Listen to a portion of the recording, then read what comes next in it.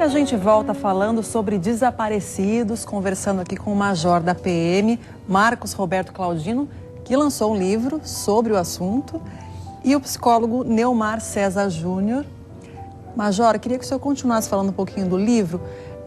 Alguma história que mais chamou a atenção, que está no livro, que o senhor queira contar? A gente tem os casos, né? Duas situações, como eu falei, essa questão que a gente conseguiu localizar. Claro que as histórias, daquelas drama, daquelas famílias que vivem mais com a gente, são aquelas que mais tocaram a gente, aquela que a gente pôde colocar com um pouco mais de propriedade. Mas quem trabalha com isso é sempre bom contar um pouco da história boa, né? Teve, eu acho, dois casos aí muito legais. Uma menina que foi brasileira, que foi traficada para a Itália, que a gente conseguiu localizar a mãe dela, a família dela, os outros irmãos no Rio Grande do Sul. Ela da Itália, a gente fez primeiro contato, foi lá no SOS. Como ela não falava português, a gente conseguiu, então a gente fez a tradução simultânea. Então o primeiro contato foi muito emocionante, a gente conta ali, mostra esse primeiro contato numa brasileira, reencontrando a família biológica e fazendo esse primeiro contato. E uma outra história que até estava bem naquela época da novela Salve Jorge, foi a história da Bari Lavigne, também uma brasileira que foi traficada para Israel. E ela também procurava a família biológica, 26 anos procurando a família biológica, e a gente conseguiu localizar em Camboriú. E também foi muito legal, porque eu estava muito preocupado, né, de como a família ia reagir, e a família reagiu muito bem aqui. Não tinham mais esperança que essa menina estivesse viva, e ela de lá conseguiu, né, nos acionar aqui, e a gente conseguiu localizar essa família. E hoje, né, ela começou a aprender várias palavras, várias frases em português. Hoje ela já se comunica com os outros irmãos aqui. Então relatar também esses momentos alegres é muito legal. E claro, tem alguns casos que são clássicos, dramas que a gente sofre, como o caso da Ana Paula, filha da Sandra Moreno. Tem mistérios até hoje. O grande problema do desaparecimento, alguns que nem indício de crime tem.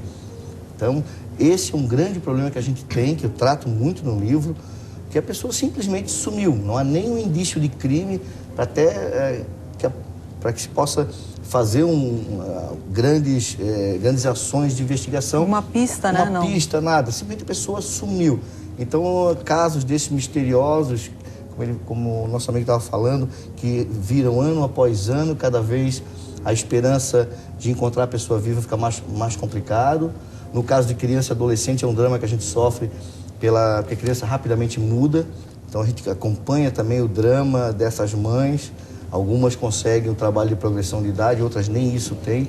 Então é um leque de situações que a gente coloca no livro, bem interessante do ponto de vista policial, mas muito triste do ponto de vista de problema social e da falta ainda de visibilidade da sociedade a esse problema, e principalmente visibilidade do poder público brasileiro, que pouco se tem hoje de resoluções relacionadas a isso. Se tratarmos uma criança desaparecida, como a gente trata um carro hoje, que foi furtado, nós teremos 1000% de avanço à tratativa do problema. Esse trabalho de progressão, ele é encontrado aonde? No programa, por exemplo, SOS, existe esse trabalho? É feito? Não, a gente não tem, né? Tem algumas situações, a gente é muito limitado a alguns tipos de situações, principalmente é isso que é mais voltado para a Polícia Civil, né? É uma das funções deles, mas nós não temos aqui a progressão de idade.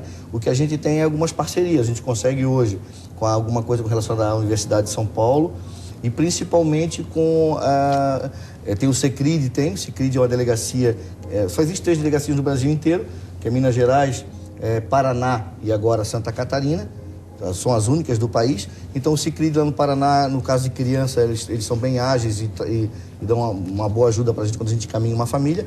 E a Delegacia de Homicídios e Pessoas Desaparecidas de São Paulo, que também, mesmo sendo mista, tem lá um grande amigo nosso, Sidney, que faz um trabalho, um ícone no Brasil, que também proporciona, sempre quando a gente indica uma família, ele ajuda bastante a gente, mas nós não temos, né? Nós não temos esse tipo de trabalho. O Neumar comentou no intervalo, eu queria falar um pouquinho do que foi conversado no bloco anterior, né? De que o major vai até a casa da família também. É importante essa presença de uma autoridade também, não só na procura, mas em toda essa caminhada. É porque, nesse caso, a família ela percebe, ou tem condições de perceber, que ela continua amparada. Que não foi só uma situação momentânea de alguém que eu perdi. E eu estou tendo, então, a visita do major enquanto um representante da segurança pública, né? Então eu não estou desassistido. Isso aí também fortalece a rede de contato e a rede de amparo. Por quê? Porque só retomando a questão do desaparecido. Aquilo que nós perdemos e não conseguimos uma solução lógica para a perda, só um caso, uma criança foi sequestrada da escola. Então o que se espera é que um dos pais ou os pais vão lá, peguem a criança e sigam o cotidiano deles. Naquele momento ali existe um apelo muito grande de uma ordem emocional,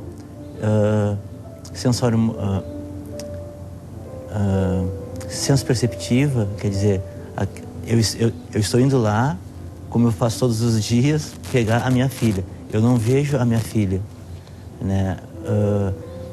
Isso provoca uma desorganização. Então, eu me desorganizo por quê? Porque os meus órgãos do sentido, os meus olhos não estão localizando, os meus ouvidos não estão, né? E diante dessa desorientação, eu começo até a me questionar. Será que realmente esse é o horário certo de eu buscar a criança? Então, existe uma desorganização muito grande do ser humano nesse momento, né? Então, é importante que se tenha uma rede, como o major e a equipe dele fazem esse elo, né?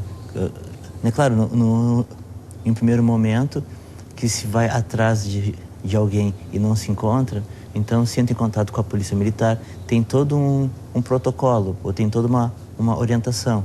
Mas é importante também que a pessoa tenha próximos outros que ela possa estar falando sobre aquilo ali, até que caia a ficha e ela então perceba que ela tem outras redes, ou que aquele fato não vai voltar mais, mas que possibilitem que ela se organize, né, e não viva numa ilusão de que aquilo não é real, né? Até tem o pessoal que estuda sobre luto, né? Uma delas é a Elizabeth Kubler-Ross.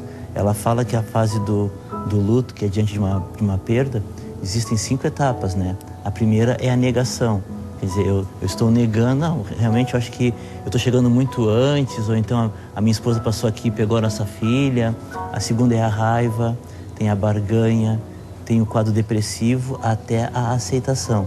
E a aceitação não é o estar de acordo que eu perdi, não. É como eu vou viver a partir de agora com essa perda. Quais são os principais perigos? Você falou na depressão. Isso. É um dos perigos? O que o senhor vê também, o major vê assim, no dia a dia com essas mães? Junto com um grupo de apoio aos familiares, elas mesmas, porque a gente foi se formatando, né? Claro, a gente tem alguma ajuda, nós temos algumas parcerias profissionais, de psicólogos, de atendimento, para encaminhar esse atendimento psicossocial, mesmo sendo às vezes longe, como São Paulo. A gente tem hoje uma rede de contatos muito boa relacionada a isso. Mas a gente foi trabalhando meio que na intuição no começo. Como eu falei no começo, eu era o único que não tinha esse problema. E o que acontece hoje com o grupo de apoio aos familiares, já um pouco mais calejadas, principalmente aquelas mães que estão até hoje no grupo, que não conseguiram encontrar o seu ente querido. Elas recepcionam, elas pegam, orientam essas mães que estão impactados, como ele falou, nessa fase inicial de desespero, de não saber o que fazer, de cobrar de todos e não cobrar direito de ninguém.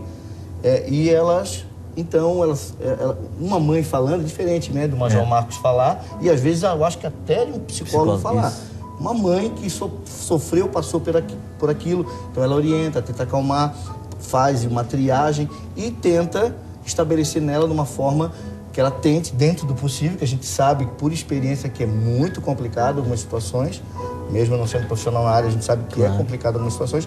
Então as mães mesmo já têm mais experiência e já começam a receber as mães e outra, às vezes por telefone, às vezes pelas próprias redes sociais.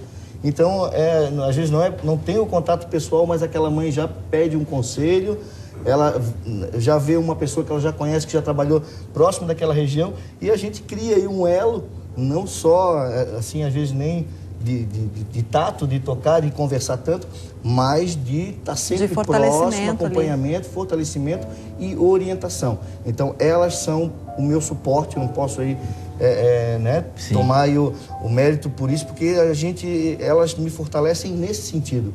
Elas estão comigo numa situação, nesses tipos de situações que eu acho que é muito importante para a segurança pública. Sim. Que a gente, num contexto social mesmo, dá o encaminhamento que como protagonista da segurança, mas também nunca deixar de estar envolto com quem realmente está sofrendo o problema, com quem já sofreu, e a gente poder, com essa experiência, dar um melhor encaminhamento dentro das condições que a gente tem.